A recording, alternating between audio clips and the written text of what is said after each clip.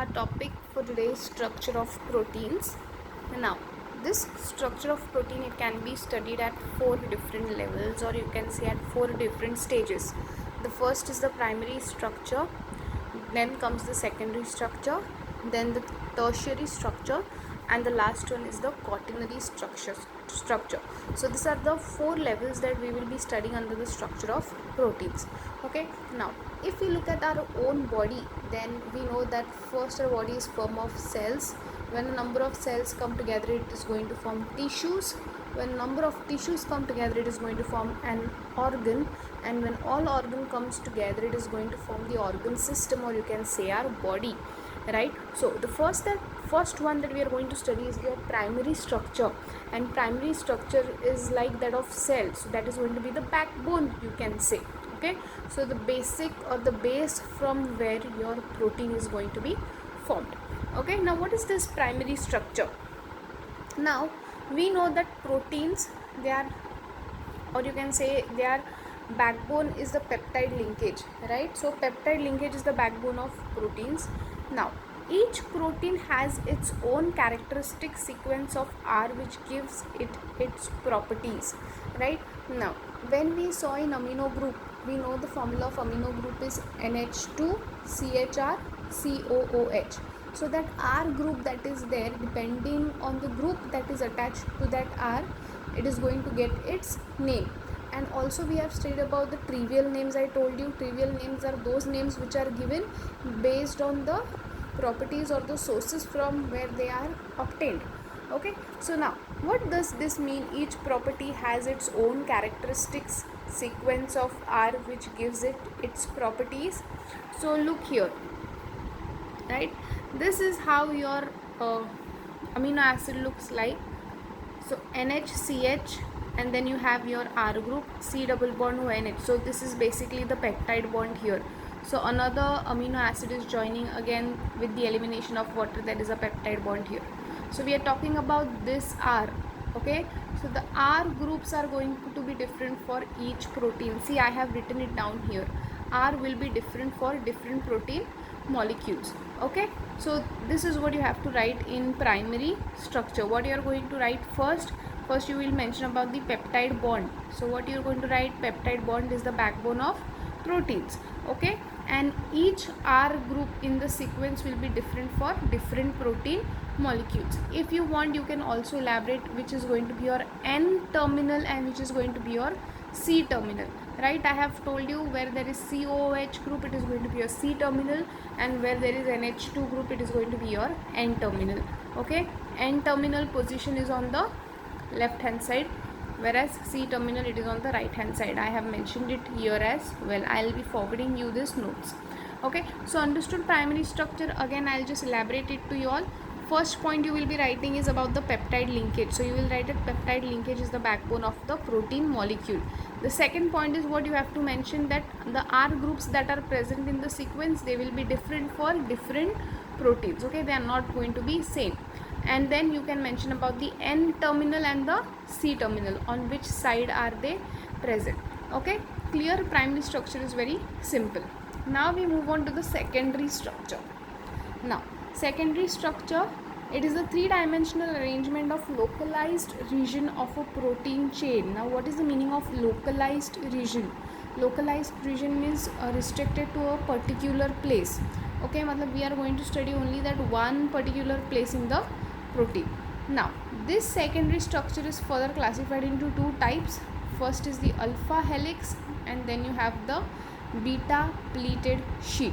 Okay, so two types of secondary structures. First is the alpha helix, and next is the beta pleated sheet.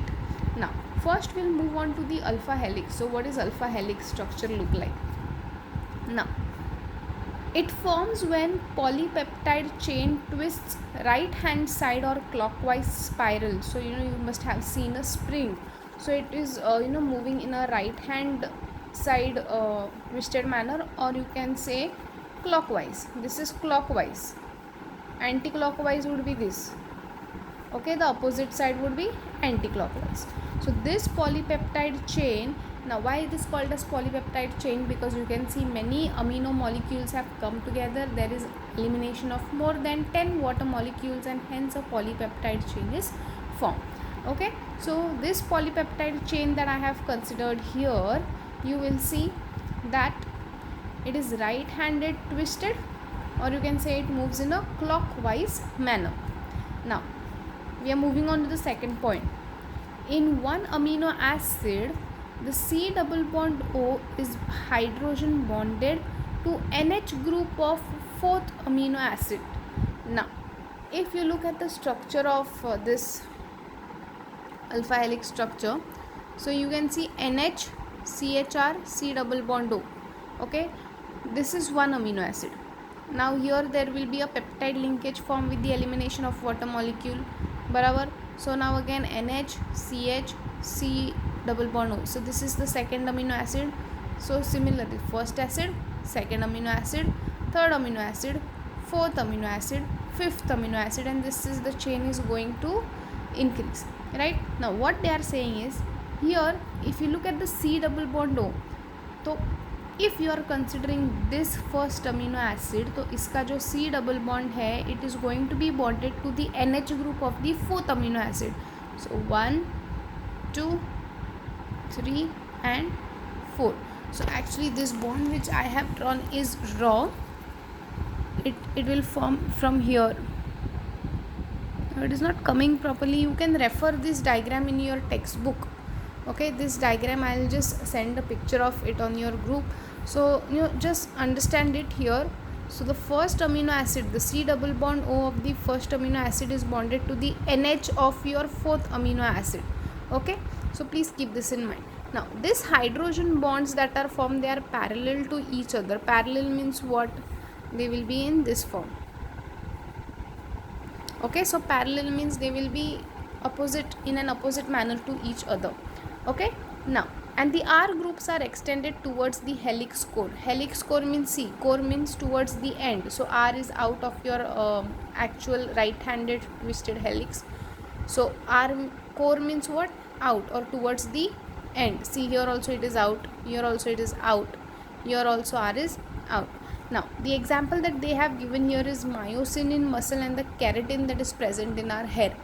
Okay, so what are you going to write when it comes to alpha helix structure? First you will say that it is present in which manner?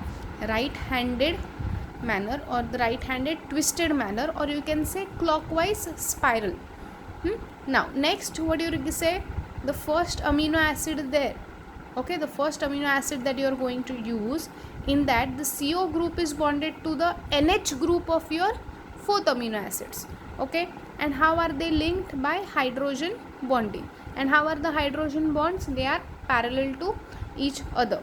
And how, where are the R groups present? They are present to the core, or you can say they are extended towards the core. Core means towards the end of your alpha helix structure. I hope this is clear. For this diagram, please refer your textbooks. Okay, now we move on to the beta pleated structure.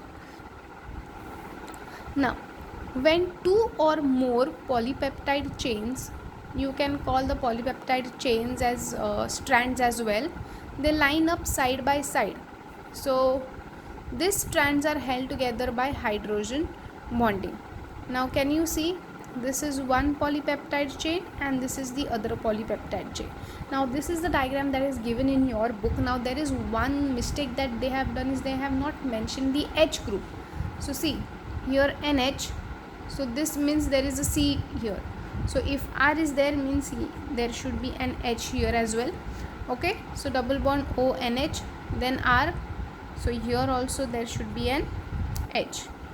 So see, here I have written that C, so here there should be a H molecule. Okay, wherever there is R, there has to be a H, because carbon has capacity of 4. So 1, 2, 3 and 4. Similarly, even down here also H will have to come, here also H, and here also H molecule. Now what you are going to do is, you are going to arrange one polypeptide chain. So see, NH, CRH or CHR, then you have C double bond O. So this is one amino acid. Okay, repeat the same thing again now. NH, RH, C double bond O. So better go in this zigzag manner. So this is the first amino acid, then you have the second, then you have the third and fourth. Similarly down now, C double bond O, CHR, NH. So this is one, then you have the second, third and fourth. Now see that you arrange the amino acids in such a way that the oxygen and hydrogen should come adjacent to each other, in front of each other. Fine. And the R groups should come in front of each other. So now you can see that this strands, so I'm talking about this two strands. Okay, this is the first strand, this is the second strand. So these two strands, they are held together by hydrogen bonding. So see, O is negative and H is plus, so there will be a hydrogen bond that will be formed between them. Okay, how is a hydrogen bond formed? A hydrogen bond is formed with a electronegative element that is present in the vicinity. So oxygen is the electronegative element present here, that is why a hydrogen bond is formed here. Now C double bond O and NH bond lie in the planes of the sheet. Now there is one diagram in your textbook. Okay, plane of the sheet means the diagram is somewhat like this. So C double bond O and NH, they will be present